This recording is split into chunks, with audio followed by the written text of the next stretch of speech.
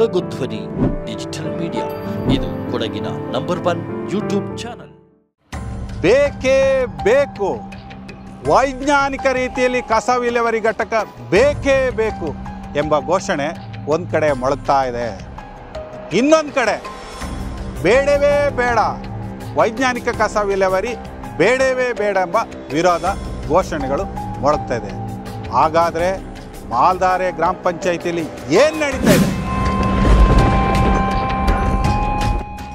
ಈ ವ್ಯವಸ್ಥೆಯಲ್ಲಿ ಏನಾದರೂ ಲ್ಯಾಂಡ್ ಆರ್ಡರ್ ಪ್ರಾಬ್ಲಮ್ ಆಗ್ಬೋದಾ? ಪೊಲೀಸರು ಏನಾದರೂ ಮಧ್ಯ ಪ್ರವೇಶ ಮಾಡ್ತಾರಾ? ಅಂಥ ಒಂದು ಸಿಚುವೇಶನ್ನು ಮಾಲ್ದಲ್ಲಿ ಕ್ರಿಯೇಟ್ ಆಗ್ಬೋದಾ? ಇದಕ್ಕೆ ಯಾರು ಹೊಣೆ ಆಗ್ತಾರೆ? ಕೋಟಿ ಕೋಟಿ ಬೆಲೆ ಬಾಳುವ ಜಾಗವನ್ನು ಒಬ್ಬ ದಾನಿ 1 ಎಕರೆಯಷ್ಟು ಫ್ರೀಯಾಗಿ ಕೊಟ್ಟಿದ್ದಾನೆ. ಯಾತಕ್ಕಾಗಿ ಗೊತ್ತಾ? ಪಂಚಾಯಿತಿ ಮಟ್ಟದಲ್ಲಿ ವೈಜ್ಞಾನಿಕ ರೀತಿಯಲ್ಲಿ ಕಸ ವಿಲೇವಾರಿ ಆಗಲಿ ಅನ್ನೋ ಉದ್ದೇಶ ಆ ದಾನಿಯದಾಗಿ. ಆಕ್ರೋಶಗೊಂಡ ಮಾಲ್ದಾರೆ ಗ್ರಾಮ ಪಂಚಾಯಿತಿ ಅಧ್ಯಕ್ಷರು, ಕಸ ವಿಲೇವಾರಿಯಲ್ಲಿ ಪೊಲಿಟಿಕಲ್ ಎಂಟ್ರಿ ಆಯ್ತಾ? ಈ ಒಂದು ಪ್ರತಿಭಟನೆಯಲ್ಲಿ ಮುಗ್ಧ ಅಮಾಯಕರನ್ನ ಏನಾದರೂ ದಿಕ್ತಪ್ಪಿಸ್ತಾ ಇದ್ದಾರಾ?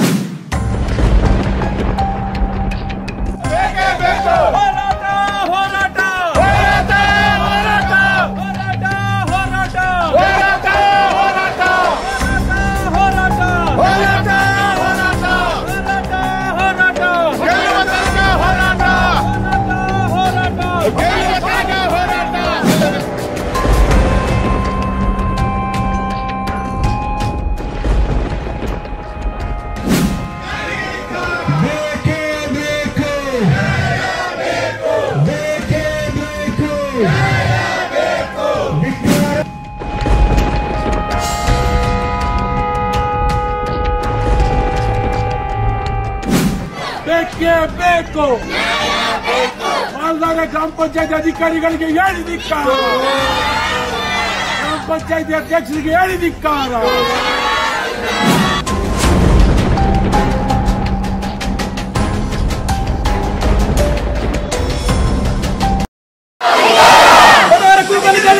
ಸರ್ಕಾರಕ್ಕೆ ಹೇಳಿ ಧಿಕ್ಕಾರ.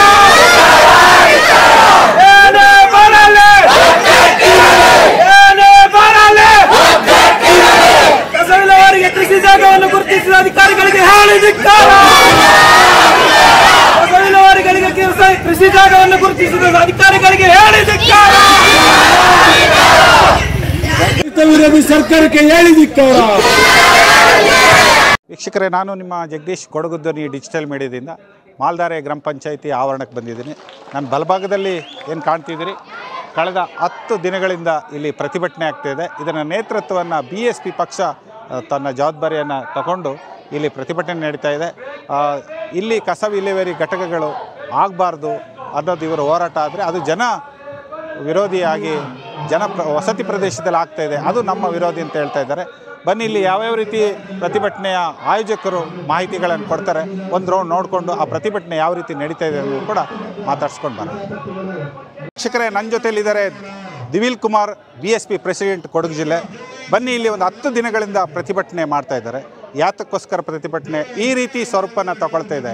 ಕಸ ವಿಲೇವಾರಿ ಘಟಕ ಆಗಬೇಕಾ ಆಗಬೇಡವಾ? ಆಗೋದಾದರೆ ವೈಜ್ಞಾನಿಕ ರೀತಿಯಲ್ಲಿ ಯಾಕೆ ಆಗ್ತಾ ಇಲ್ಲ ಅನ್ನೋದ್ರ ಬಗ್ಗೆ ದಿವಿಲ್ ಕುಮಾರ್ ಜೊತೆ ಮಾತಾಡೋಣ.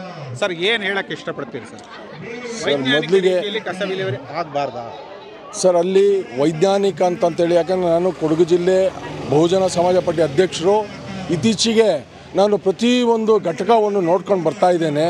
ಏನು ವೈಜ್ಞಾನಿಕ ಅಂತ ಹೇಳ್ತಿದ್ರೆ ಅದಕ್ಕೆ ಅರ್ಥನೇ ಇಲ್ಲದಂತೆ ಕಸ ವಿಲೇವಾರಿ ಘಟಕವನ್ನು ಮಾಡ್ತಾ ಇರೋವಂಥದ್ದು.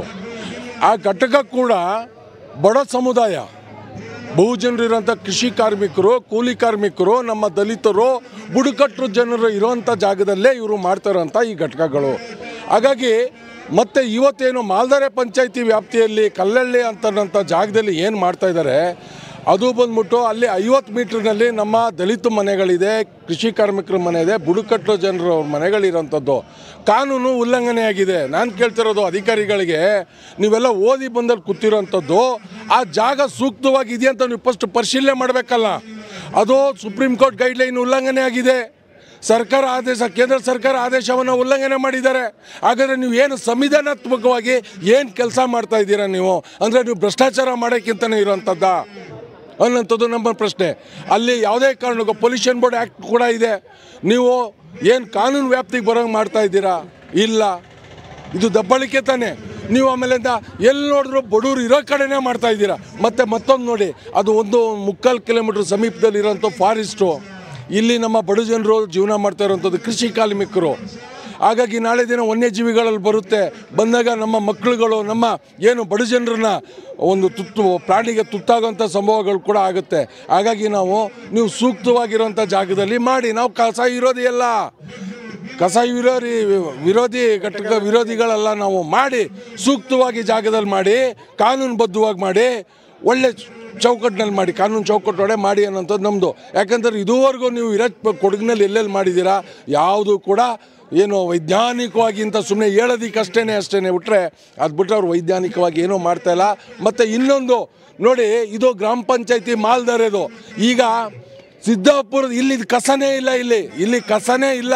ನೋಡಿ ಎಷ್ಟು ಮನೆ ಇರ್ಬೋದು ಇಲ್ಲಿ ಮನೆಗಳು ಇಲ್ಲ, ಬರೀ ಇಷ್ಟೇ ಇರೋಂಥದ್ದು. ಎಲ್ಲ ಅವ್ರವ್ರ ತೋಟದಲ್ಲಿ ಬರುವಂಥ ಗೊಬ್ಬರಗಳನ್ನ ಅಲ್ಲೆಲ್ಲೇ ಗೊಬ್ಬರ ಮಾಡ್ಕೊಂಡು ಗಿಡಗಳಿಗೆ ಹಾಕ್ತಾರೆ.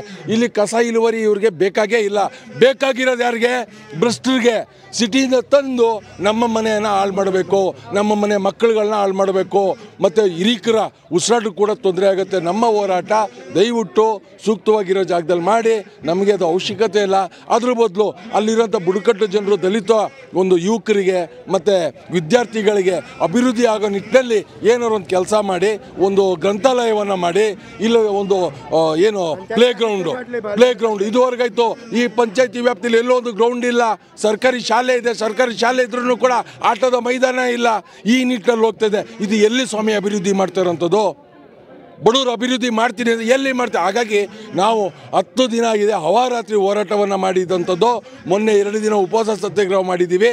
ಆವಾಗ ಮಾನ್ಯ CO ಸಾಹೇಬರು ಕೂಡ ನನಗೆ ಮಾತಾಡ್ಬಿಟ್ಟು ದಯವಿಟ್ಟು ನಾವು ಸ್ವಲ್ಪ ಹೊರಗಡೆ ಇದ್ದೀವಿ, ನಮ್ಮ ಮಾತು ರೆಸ್ಪೆಕ್ಟ್ ಮಾಡಿ, ನಿಮ್ಮ ಮೇಲೆ ತುಂಬ ಅಭಿಮಾನ ಇದೆ, CO ಅವ್ರನ್ನ ಕಳಿಸ್ಕೊಡ್ತೀವಿ, ಜೊತೆಲಿ ಇಒನ ಕಳಿಸ್ಕೊಡ್ತೀವಿ, ತಹಶೀಲ್ದಾರರು ಮತ್ತು PDO ಬಂದ್ಬಿಟ್ಟು ನಮ್ಮ ಏನು ಅದು ಉಪವಾಸ ಸತ್ಯಾಗ್ರಹನ ತಂದ್ಬಿಟ್ಟು ಅವ್ರು ನಮಗೆ ಮಾತನ್ನು ಹೇಳಿದಂಥದ್ದು, ತುರ್ತು ಸಭೆಯನ್ನು ಕರೆಸಿ ಈ ಕೂಡಲೇ ಈ ವಾರದ ಒಳಗಡೆ ಅದನ್ನು ಗ್ರಾಮ ಸಭೆಯನ್ನು ಮಾಡಿ ಎಲ್ಲರ ಒಪ್ಪಂದ ತೀರ್ಮಾನದ ಮೇಲೆ ಅದನ್ನು ನಿರ್ಣಯನ ತಗೊಂಡು ಒಂದು ಒಳ್ಳೆ ರೀತಿಯಲ್ಲಿ ನಿರ್ಣಯನ ತಗೊಳ್ಳೋಣ ಅಂತ. ಆದರೆ ಇಲ್ಲಿ ನೀವು ನಿರ್ಣಯ ತಗೊಂಡ್ರೂ ಕೂಡ ಕಾನೂನು ಉಲ್ಲಂಘನೆ ಅಲ್ಲ ಸರ್. ನಿಮ್ಗೆ ಹೇಳಿದ ಅರ್ಥ ಸರ್, ಅಲ್ಲಿ ಕಾನೂನು ಉಲ್ಲಂಘನೆ ನಿರ್ಣಯ ತಗೊಂಡ್ರೂ ಕೂಡ ನೀವು ಹೆಂಗೆ ಕಾನೂನು ಉಲ್ಲಂಘನೆ ಮಾಡ್ತೀರಾ ಅಂತ ನನ್ನ ಪ್ರಶ್ನೆ. ಮಾಡಂಗೇ ಇಲ್ಲ. ಈಗ ಕಸ ವಿಲೇವಾರಿನ ಯಾವ ರೀತಿ ಮಾಡಬೇಕು ಸರ್? ನಾನು ಸೈಂಟಿಸ್ಟ್ ಅಲ್ಲ ಸರ್. ನಾವು ಅಲ್ಪ ಸ್ವಲ್ಪ ನಮಗೂ ಕೂಡ ಅಲ್ಲ ಸರ್ ನಮಗೂ ಜ್ಞಾನಗಳಿದೆ. ಹಾಗಾಗಿ ಈಗ ಫಾರಿನ್ ಕಂಟ್ರಿಲೆಲ್ಲ ಯಾವ ಥರದಲ್ಲಿದೆ ಆ ನಿಟ್ಟಿನಲ್ಲಿ ಒಂದು 50 ಎಕರೆ ಜಾಗವನ್ನು ನಮ್ಮ ಇವತ್ತು ಏನು ಕೊಡಗಿನಲ್ಲಿ ಇರೋಂಥ ಪೈಸಾರಿ ಜಾಗವನ್ನೆಲ್ಲ ಭ್ರಷ್ಟರುಗಳು ಒತ್ತುವರಿ ಮಾಡ್ಕೊಂಡಿದ್ದಾರೆ, ದೊಡ್ಡ ಪ್ಲಾಂಟರ್ಸ್ಗಳು. ಸೊ ಆ ಜಾಗದಲ್ಲಿ ಒಂದು 50 ಜಾಗವನ್ನು ಸೂಕ್ತವಾಗಿರೋದನ್ನ ತೆರವುಗೊಳಿಸಿ ಅಲ್ಲಿ ಮಾಡಿ, ವಿರಾಜಪೇಟೆಯಲ್ಲಿ ಒಂದು ಮಾಡಿ, ವಿರಾಜಪೇಟೆ ತಾಲೂಕು ಹೋಗೋದು ಮಾಡಿ, ಮಡಿಕೇರಿ ತಾಲೂಕು ಹೋಗೋದು ಮಾಡಿ, ದೊಡ್ಡ ಮಟ್ಟದಲ್ಲಿ ಅದನ್ನು ವೈಜ್ಞಾನಿಕವಾಗಿ ಹೊರಗಡೆ ಹೋಗಿ ಟ್ರೈನಿಂಗನ್ನು ತಗೊಂಡು ಮಿಷಿನರಿಯನ್ನು ತಂದು ಯಾರಿಗೂ, ಸಾರ್ವಜನಿಕರಿಗೂ, ಮಕ್ಕಳಿಗೂ ಯಾರಿಗೂ ತೊಂದರೆ ಆಗದಂತೆ ಆ ನಿಟ್ಟಿನಲ್ಲಿ ಮಾಡಿ ಅನ್ನೋಂಥದ್ದು ನಮ್ಮದು. Thank you so much. ಗ್ರಾಮಸ್ಥ ಮೊಟ್ಟ ಮೊದಲಾಗಿ ತಿಳಿಸೋದೇನೆಂದರೆ, ನಾವು ಯಾವುದೇ ಅಭಿವೃದ್ಧಿ ಪರ ಆಗಲಿ ಕಸ ವಿಲೇವಾರಿ ಘಟಕದ ವಿರೋಧಿಗಳಲ್ಲ. ನಾವಿಲ್ಲಿ ವಿರೋಧ ಮಾಡ್ತಿರೋದು ಸ್ಥಳ 60 ಕುಟುಂಬ ಅಲ್ಲಿ ಜೀವನ ಮರಣದ ಪ್ರಶ್ನೆಯಲ್ಲಿ. ನೆಕ್ಸ್ಟು ಕಸ ವಿಲೇವಾರಿ ಘಟಕ ಎಲ್ಲಿಯೂ ಕರೆಕ್ಟಾಗಿ ವಿಂಗಡಣೆ ಆಗ್ತಾಯಿಲ್ಲ, ವಿಲೇವಾರಿ ಆಗ್ತಾಯಿಲ್ಲ. ಅದು ಡಂಪಿಂಗ್ ಯಾರ್ಡ್ ಆಗಿ ಬರ್ತಾಯಿದೆ. ನೀವೇ ಒಂದು ವಾರದಿಂದ ಶಕ್ತಿ ಪೇಪರಲ್ಲಿ ವರದಿ ಬಂದಿದೆ, ಚಟ್ರಳ್ಳಿ ಗ್ರಾಮ ಪಂಚಾಯತಿದು ಅವಸ್ಥೆ. ಅದೇ ರೀತಿ ಹೇಗೆ ಇದಕ್ಕೆ ಬಗೆಹರಿಸ್ಬೋದು? ನಾವು ವಿರೋಧ ಮಾಡೋ ಸರಿ, ಸಲಹೆ ಕೊಡಬೇಕಲ್ಲ.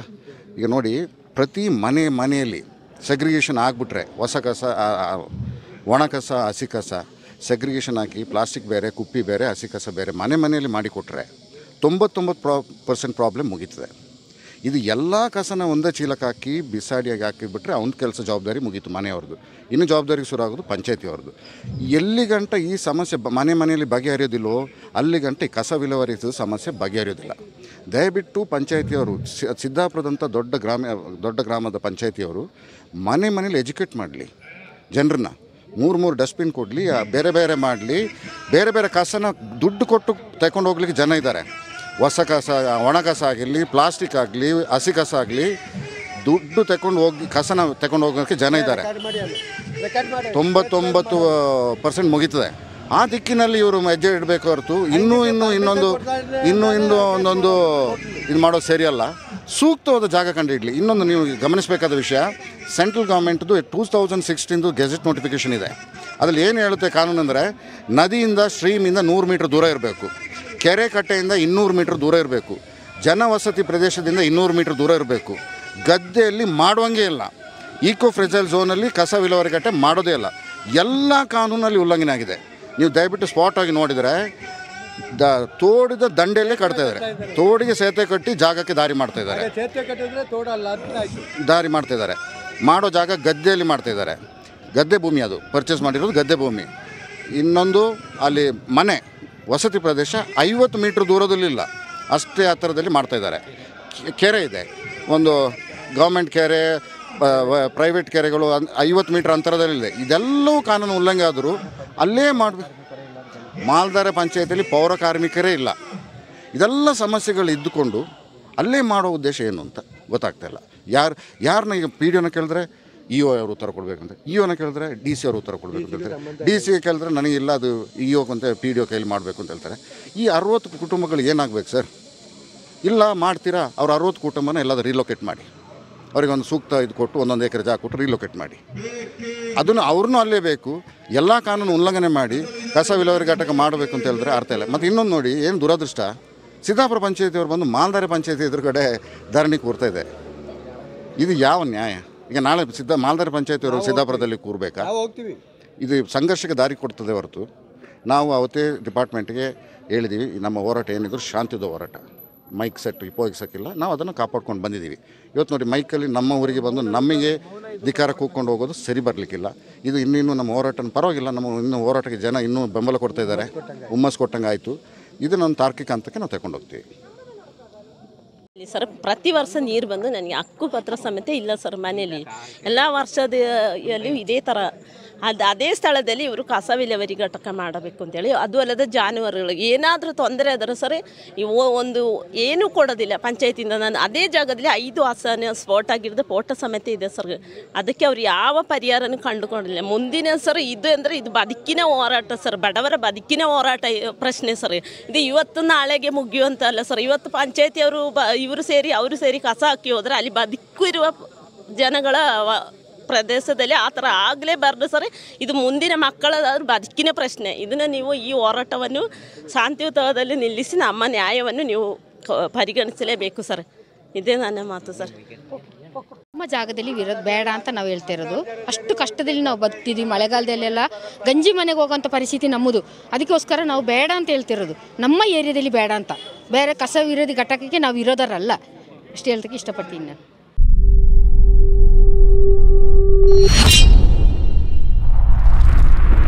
ಕೊಡಗು ಧ್ವನಿ ಡಿಜಿಟಲ್ ಮೀಡಿಯಾ, ಇದು ಕೊಡಗಿನ ನಂಬರ್ 1 ಯೂಟ್ಯೂಬ್ ಚಾನಲ್.